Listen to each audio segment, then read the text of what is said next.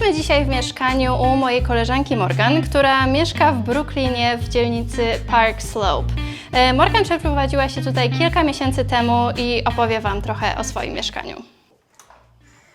Hi. Welcome. Thank you for the invitation.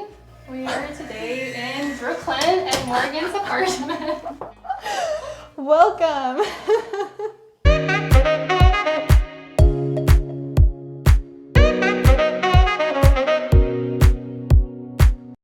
Hi, my name is Morgan. I do social media and artist management. I'm based in Brooklyn, New York. I'm a native New Yorker. I've lived in New York my whole life, but this is actually my first time living in this borough. I moved here this October during the pandemic. I decided instead of signing a lease for 1 year, I wanted a sublet. So I found a lovely couple that offered me their apartment for a few months while they travel. So this was the ideal situation for me because I didn't have to sign a lease, just a sublease for the sublet, and it came furnished. So I just came here with 3 suitcases of my clothes, my computer, some books, and I was ready to go. This is the living room. So this is actually, I would say, kind of a good sized living room for Brooklyn, for this area. That is your workstation over here? Yep, this is, I do a lot of work from home. So this is my main desk where I spend a lot of time getting things done. Sometimes I'll put out a yoga mat here and I'll exercise here during the day, take some breaks from working. Yeah, I think this is my favorite corner aesthetically. I just like the plants, the little chair, but I don't actually sit on that chair too much. The only caveat of staying here was having to water all the plants, which I don't mind. I love plants. I think it makes the place feel a little earthier, homier, so it was a joy for me to take that responsibility on in exchange for being able to stay here for a few months. That being said, the rent is not free. I do pay rent as a subletter. In this general neighborhood of Park Slope, the rent for a 1-bedroom apartment is generally between $2,000 to $3,500 a month. During the pandemic, I would say the prices in Brooklyn have actually gone up a little bit compared to Manhattan. People decided to come to Brooklyn because there's a little more space. For example, I live walking distance to Prospect Park. There's a lot of backyards in this area, a lot of brownstones that have more living space for families. So I did notice that rents in this area have gone up. We have a nice hallway and this beautiful door here. So, yep, French doors. This is the bedroom. I like that it's sort of separate from everything else. The heater is very loud. That's a very New York thing, especially in older buildings. They have these heaters that kind of make animal noises, but just ignore it. I always turn it off at night so I can sleep through the night. Bedroom has 1 closet, which is nice. I don't need a whole ton of closet space, but I can fit a good amount of my wardrobe in here. There's also a closet in the hallway, so it's great for 1 person or a couple in this 1-bedroom apartment. This is a very New York closet. Yeah, not a walk-in closet. Although I used to have an apartment in Queens that had a walk-in closet. I miss that, but it's okay. And another window. And you have a lot of natural light here, right? Yeah. Which is also very rare for New York City apartments.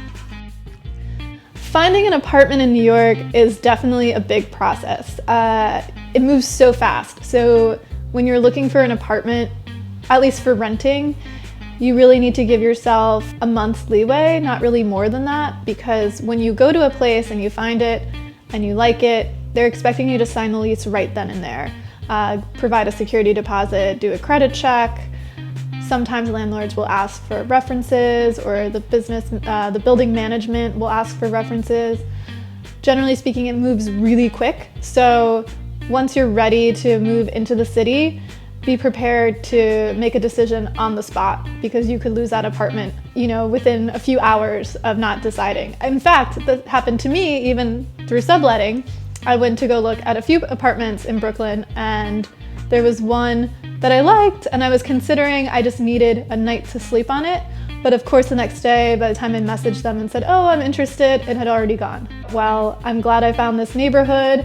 It's become one of my favorite neighborhoods in New York City.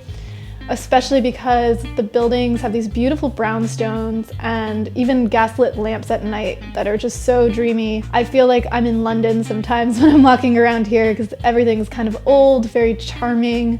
A lot of brick, cobblestone, pathways, gardens in the front and the back. I just love it. It's very romantic. This is the bathroom.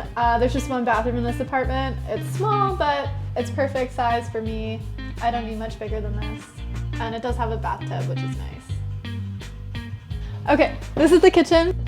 I love this area because the original tenant set up this nice lighting system that's underneath the cabinets.